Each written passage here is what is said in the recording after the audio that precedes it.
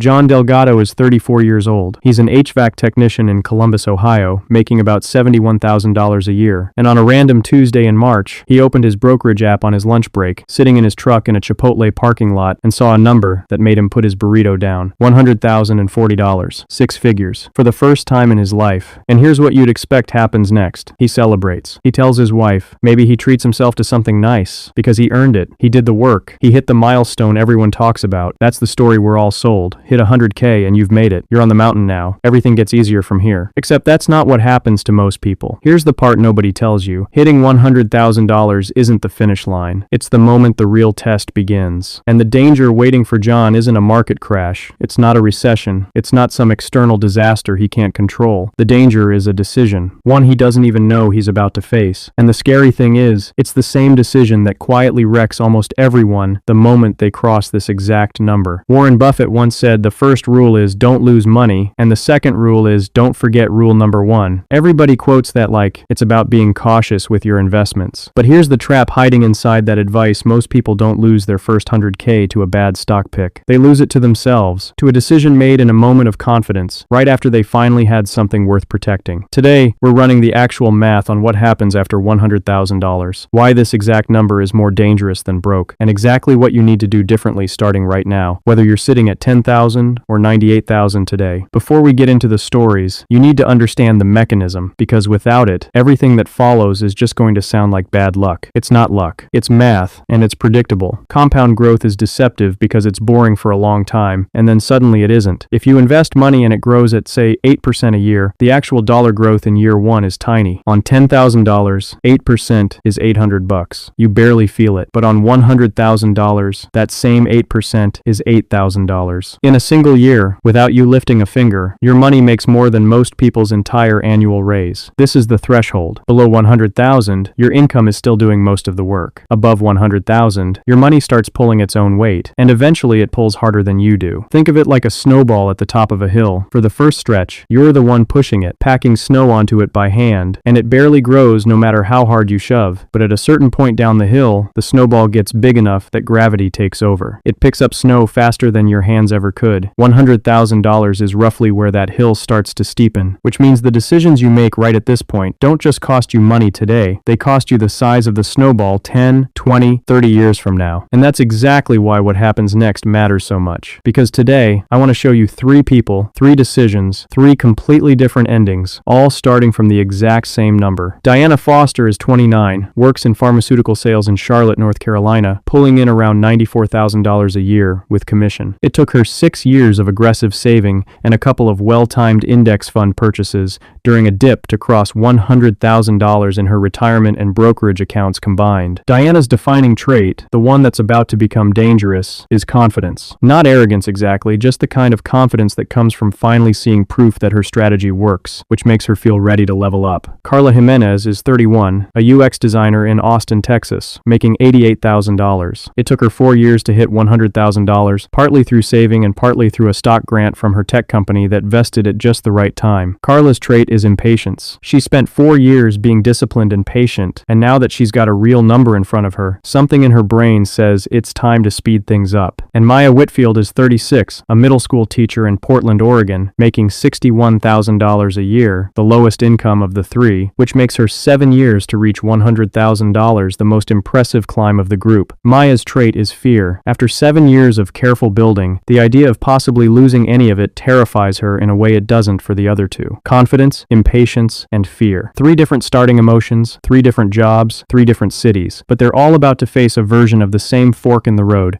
right at the same number, within months of each other. Now watch what each of them did next. There's entirely from the steeded into the BDS2 active visits. Here's what nobody tells you about your first big financial win. It doesn't just build your net worth, it builds your ego, and those are not the same thing, even though it feels like they are. Diana had spent 6 years dollar cost averaging into boring, diversified index funds. It worked. She had proof. And so, about 3 months after crossing $100,000, when a coworker mentioned a friend who'd tripled his money trading options on a couple of momentum stocks, Diana didn't think of it as a departure from her strategy. She thought of it as leveling up her strategy. She moved $18,000, not her whole account, just what felt like a reasonable experiment, into short-term options trades on 3 hyped-up tech names. Within 5 weeks, she was up to $26,000 on that 18. She felt like a genius, so she added more. Then, the trades turned. Within 7 weeks after that peak, that same money that had once been $26,000 was worth $3,100. Here's the part that stings. Diana didn't lose that money to bad luck. She lost it to the exact confidence that her 6 years of patience had earned her. The very proof that boring investing works became the psychological permission slip she used to abandon it. That's the principle. The first time your strategy actually starts working is the most dangerous moment to start improvising, because success doesn't feel like risk, it feels like mastery. The fix is almost insultingly simple, which is why people skip it. Before you ever touch a windfall, a bonus, or a lucky trade, write down in advance on paper, not in your head, exactly what percentage of your total net worth you are willing to risk on anything speculative, and never exceed it no matter how good the story sounds in the moment. For most people, that number should sit somewhere between 3 and 5%, full stop. Diana's moral, the one that bridges us into Carla's story, is this: the money that took you years to build can be undone in weeks by the confidence that money gave you. Here's what nobody tells you about hitting a big number faster than you expected. It can make the pace feel too slow all over again, almost immediately. Carla hit $100,000 in 4 years, which by any reasonable measure is fast. But instead of feeling satisfied, she looked at the number and thought, if I did that in 4 years, imagine what I could do in 2 more. So she took on more risk than her actual timeline or temperament could handle. She quit contributing to her stable, diversified accounts and put almost everything new into 3 individual growth stocks she was convinced were about to explode. Plus, she leaned on a margin loan against her portfolio to buy even more, essentially borrowing money to speed up the snowball. For about 4 months, it worked beautifully. Her balance touched $158,000. Then the sector she'd bet on corrected hard, dropping around 38% in 6 weeks. Because she was on margin, her broker issued a margin call, forcing her to sell at the exact bottom to cover the loan. When the dust settled, Carla's $158,000 was down to $62,000. The part that stings here isn't just the dollar loss, it's that Carla's original 4-year plan was already working. She didn't fail because her strategy was bad. She failed because she decided patience was for people who hadn't already proven they could beat the clock. The principle, speed and leverage are a wonderful way to turn a good result into a bad one, because leverage doesn't care how talented you are, it just amplifies whatever happens next, good or bad. The fix is a hard rule, not a suggestion. No borrowed money against your investments. Ever. Full stop. No exceptions for conviction, no exceptions for a sure thing. If an opportunity only makes sense with borrowed money, that's the market telling you the math doesn't actually work on its own. Carla's moral, and the bridge into Maya's story. The fastest way to lose 4 years of progress is to try and skip the 5th. There's an opportunity decided, today say I, that is another here tend. Remember everything that is another here in that Rule 34. Here's what nobody tells you about fear-based money decisions. They don't look reckless, they look responsible, which is exactly why they're so easy to justify and so hard to catch. Maya had worked 7 hard years on a teacher's salary to hit $100,000. That number represented more sacrifice per dollar than almost anyone else's. And so, about 2 months after hitting it, when the market had one ordinary garden variety rough month down around 9%, nothing historically unusual, Maya panicked. She moved almost her entire portfolio into cash, just until things calmed down. Things calmed down about 5 weeks later, and the market not only recovered that 9%, it kept climbing another 14% over the following 10 months. Maya, sitting in cash to be safe, missed all of it. When she finally worked up the courage to get back in, she was buying back in at a price roughly 23% higher than where she'd sold. On top of that, holding a huge cash position for nearly a year while inflation ran around 3.5% quietly cost her a few thousand more dollars in lost purchasing power she never even saw as a loss, because it didn't feel like one. The part that stings, Maya didn't lose money by making one bad trade. She lost money by refusing to trust the same plan that had gotten her to $100,000 in the first place, at the exact moment that plan needed her patience the most. The principle, normal market dips are the price of admission for long-term growth, not a warning sign to exit, and treating temporary volatility like a 5-alarm fire is one of the most expensive habits in investing. The fix, decide your asset allocation and your reaction plan for a 10, 20, even 30% drop before it ever happens, while you're calm, and put it in writing. Then, when the dip actually comes, you're executing a decision you already made with a clear head, not improvising one in a panic. Maya's moral moral, bridging us into the next section. The market didn't take Maya's money. Fear did, dressed up as caution. So, 3 people, 3 completely different emotional traps: confidence, impatience, and fear, and 3 very real losses. So what should you actually do the moment you hit $100,000 so you don't become story number 4? Let's start with the math, because I want you to see, in real numbers, exactly what's at stake and exactly why boring behavior is worth so much money. Watch what happens if you simply do nothing different: no panic, no speculation, no leverage, and just leave $100,000 invested in a broad, diversified portfolio earning a historically reasonable 8% average annual return, adding nothing else to it. In 10 years, that becomes roughly $215,000. In 20 years, untouched, it becomes around $466,000. In 30 years, it crosses $1 million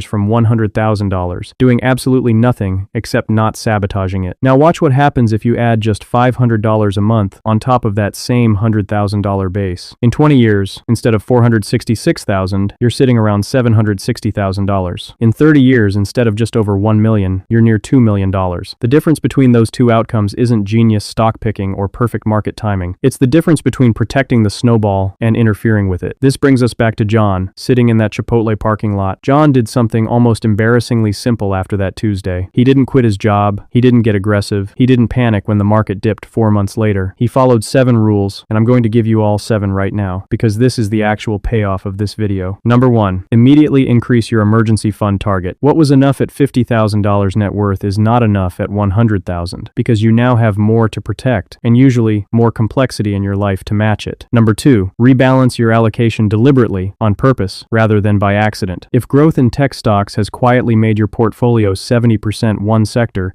that's not a strategy, that's drift. And drift is how a diversified plan turns into a concentrated bet without you deciding it should. Number 3, automate your future contributions before you do anything else, so that growth continues by default and doesn't rely on your motivation or your mood on any given month. Number 4, set a written risk ceiling for anything speculative, that 3 to 5% number we talked about with Diana, and treat it as a hard boundary, not a suggestion. Number 5, avoid leverage against your portfolio entirely, the lesson from Carla's margin call, because leverage turns your own emotional mistakes into someone else's forced decisions at the worst possible time. Number 6, pre-decide your response to a market drop before it happens. In writing, the fix that would have saved Maya an entire year of missed growth. And number 7, revisit your plan on a fixed schedule, like once a quarter instead of every time the market moves, because reactive checking is what turns a long-term investor into a nervous short-term trader. John didn't do anything you haven't heard before. He just actually did it, on a schedule, without letting a single emotion, confidence, impatience, or fear talk him out of the plan he'd already made. Now, maybe you're thinking, this all sounds fine for someone with a stable job like John's, but my income is unpredictable, or my job isn't secure, so how am I supposed to just sit there and do nothing while my money grows? Fair pushback. But the plan doesn't require a stable income, it requires a stable emergency fund, which is rule number 1 for a reason. The less predictable your income, the bigger that cash buffer needs to be before you worry about anything else. 3 to 6 months of expenses at minimum, sometimes more. The plan flexes around your life, the discipline doesn't. Or maybe you're thinking, this is easy to say, but what if I actually do find a genuinely great opportunity, a real one, not a hype trade? Am I just supposed to ignore it? No. Nothing here says never take a chance. It says size the chance correctly. That 3 to 5% ceiling exists precisely so that when a real opportunity does show up, you can take it without it having the power to unravel everything you've built if you're wrong. The rule isn't never gamble. The rule is never gamble with the size of your future. So, quick scoreboard. Where are they now? Diana rebuilt slowly, and 18 months later she's back near her old balance, older and considerably wiser. Carla is still recovering from that margin call, about 2 years behind where she otherwise would have been, and she says the margin loan is the one financial decision she'd undo if she could. Maya is back in the market, fully invested again, though she'll tell you she still thinks about that missed 14% recovery more than she'd like to. And John, the one who did the boring 7-step version of all this, 18 months after that Tuesday in the parking lot, he's sitting comfortably above $140,000, having added nothing dramatic, taken no big swings, and simply not gotten in his own way. There's a second trap that shows up right around this same number that we haven't talked about yet, and it's debt. Here's the rule nobody says out loud. Hitting $100,000 in investments while still carrying high-interest debt isn't progress. It's an illusion of progress. If you've got a credit card balance sitting at 22% interest while your portfolio grows at an average of 8%, you are mathematically losing ground every single month, no matter how good that 6-figure number looks on your screen. There's a real story behind this too. a guy named Trevor, 38, an electrician outside Denver, who hit $100,000 in his 401k while still carrying about $14,000 in credit card debt at just north of 20% interest. He kept maxing his 401k contribution because it felt more responsible than paying down debt, when in reality that debt was silently costing him roughly 12 times more per dollar than his investments were earning him. The fix is simple, and almost nobody enjoys hearing it. Any debt above roughly 7 or 8% interest gets paid off before you add another dollar to investments beyond your employer match. Below that rate, it's genuinely a case-by-case judgment call. Above it, the math isn't close. The second bonus layer is the actual mechanics of automation. Because automate your investing gets said so often, it's become almost meaningless. Real automation means your contribution leaves your checking account on the same day your paycheck lands, before you ever see the balance sitting there tempting you. It means your rebalancing happens on autopilot, either through a target date fund or a scheduled quarterly check, rather than an emotional daily one. And it means your risk ceiling, that 3 to 5% speculative cap, is enforced by literally keeping that money in a separate account, so you have to make a deliberate, effortful decision to move it rather than one impulsive click. Let's zoom out for a second, because it's worth understanding just how rare this milestone actually is. Depending on the data source, somewhere around only 15 to 20% of American households have $100,000 or more in investable assets outside of home equity. If you're at or near this number, you are already, statistically, ahead of the vast majority of people your age. Which is exactly why what you do next matters so much. You're not protecting an average outcome anymore. You're protecting a genuinely uncommon one. And if there's one idea worth taking from Diana, Carla, and Maya, it's this. The first $100,000 is almost entirely a test of effort. You save, you contribute, you show up consistently, and the number climbs because you pushed it there. But the moment after that, the test quietly changes from effort to patience. And those are two completely different skills. Most people train the first one for years and never train the second one at all. If you remember nothing else from this video, remember this line. The first $100,000 is built by effort, but every $100,000 after that is built or destroyed by patience. That's the whole video in one sentence. John's still out there right now, going to work on Monday mornings, not thinking about his portfolio most days, because he already made the decisions that matter back when his head was clear, and now he just lets them run. If this kind of breakdown is useful to you, that's genuinely the whole point of this channel. Taking the money advice everyone's heard 100 times and showing you the real numbers behind it. So subscribe if you want more of that. And one last time, Diana, Carla, and Maya. Confidence, impatience, and fear. 3 completely different people. One identical number, one shared lesson. The first $100,000 is the hardest one to build. Don't let it be the easiest one to lose. Finish the job, Joe Job.